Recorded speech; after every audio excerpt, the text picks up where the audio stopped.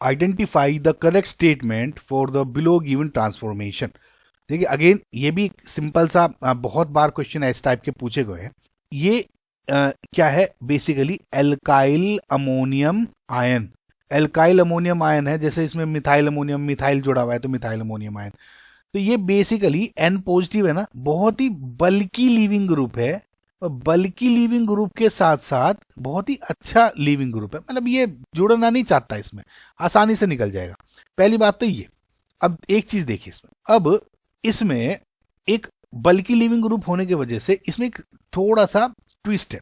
Let just say इसके बजाय मेरा यहाँ पे CH2, यहाँ पे Cl होता, सिर्फ एक अच्छा सा नॉर्मल सा शांत सा सुशील सा लिविंग ग्रुप है, और यहाँ पे मैं C2H5ONA है, एल्कोहल में O नेगेटिव हो गया, बहुत ही अच्छा बेस ये डाल दिया। अब क्या प्रोडक्ट बना हो गया, आप इसका एलिमिनेशन रिएक्शन होगी, क्योंकि C2H5OH दिया हुआ है यहाँ पे। एलिमिनेशन कैसे होगी कि ये जो CH2 है इसके H को निकाल के ये रीअरेंज कर देगा और ये निकाल देगा, समझ रहे हो? यानी आप क्या बनाओगे इसमें, ये CH3, आप ये वाला CH2 निकाल के ये नहीं निकाल रहे, यानी CH3 CH2 CH2 CH double bond CH।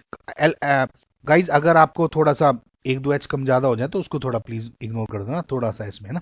अब देखिए अगर मैं दो प्रोडक्ट बनाऊं, एक तो ये बनना है, एक ये, लेकिन जब Cl होता है इस केस में ये मेजर होता है मेरा, है ना, और ये मेरा माइनर है। क्यों? माइनर को क्या बोल देते हो, हॉफमैन प्रोडक्ट, और जो मेजर है उसको सेटजेफ बोल देते हो। क्यों? क्योंकि इसमें 2 और इधर 3 5 अल्फा H है, और इस केस में सिर्फ और सिर्फ आपके 2 अल्फा H है, तो इस केस में क्या है, ये मेजर प्रोडक्ट बन रहा है, मोर सब्सटीट्यूटेड जिसे बोलते हो आप। लेकिन जब मेरा ये वाला प्रोडक्ट है, ये वाला लिविंग ग्रुप है, तो इस केस में जो मेजर बनता है वो हॉफमैन वाला बनता है, लेस सब्सटीट्यूटेड जो होता है वो मेजर होगा, ना कि सेटजेफ जो कि ज्यादा सब्सटीट्यूटेड है। समझ में आया? बस इतना सा इसमें डिफरेंस था जो आपको समझाना था।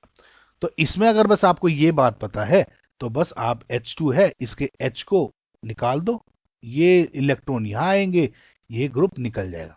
ये ग्रुप निकल जाएगा तो N पे तो जो CH3 है ये खुश हो गया भैया, ये अलग हो गया। इसमें CH3 CH2 CH double bond CH2, ये प्रोडक्ट बन गया। ये प्रोडक्ट क्या है, हॉफमैन, करेक्ट, हॉफमैन प्रोडक्ट बना है। ये क्या है, मेजर है। अगर मैं डबल बॉन्ड यहां लगाऊंगा तो वो माइनर हो जाएगा। समझ में?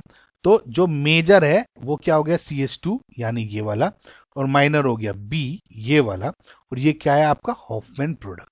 समझ में? सो आई होप गाइज जो आपको समझ में आया कि ऑप्शन नंबर जो C है आपका करेक्ट आंसर है। डिफरेंस क्या था आपको वो समझ में आ गया होगा।